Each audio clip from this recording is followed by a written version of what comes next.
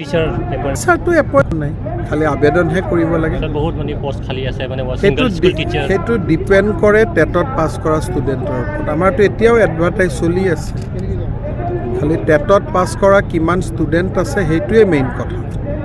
কিন্তু কোনোতো বন্ধ নাই, নিযুক্তিটো 10 মে'টো আমি নিযুক্তি দিম 10,000 শিক্ষক।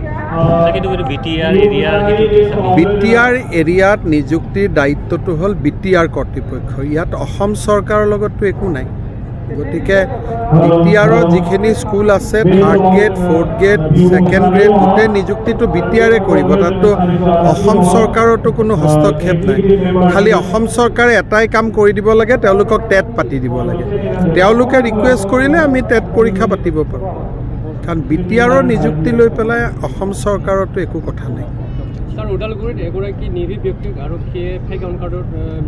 চক ব্যক্তিগৰাকীটো নিৰীহটো নাছিলে, আৰু এইটোতো পুলিচৰ লগত এনকাউণ্টাৰ হৈছে, আমাৰ পুলিচেও দুখ পাইছে।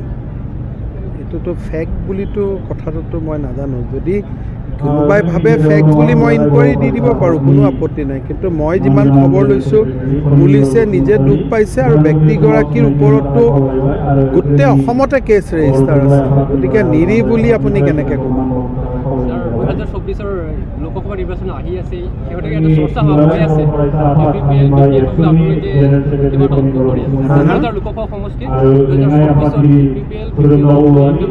কোকৰাঝাৰ লোকসভা সমষ্টিটো NDAৰ প্ৰাৰ্থী থাকিব, কিন্তু BJPৰ হ'বনে UPPLৰ হ'ব সেই পৰিৱেশ এতিয়া আলোচনা হোৱা নাই।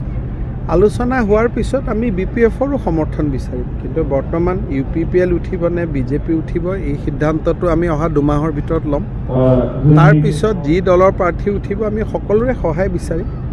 নাগালেণ্ড আৰু মেঘালয় বিধানসভা নিৰ্বাচন আছে, ভাল গোটেইখন আগৰবাৰৰ দৰে হ'ব। মেঘালয়ত BJP এইবাৰ খুব ভাল প্ৰদৰ্শন কৰিব।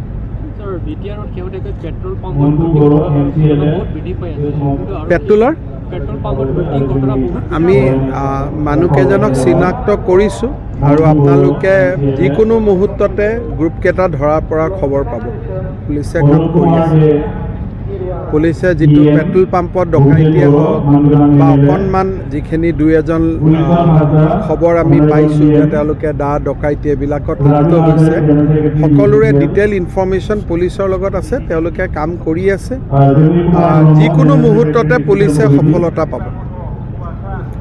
হ'ব।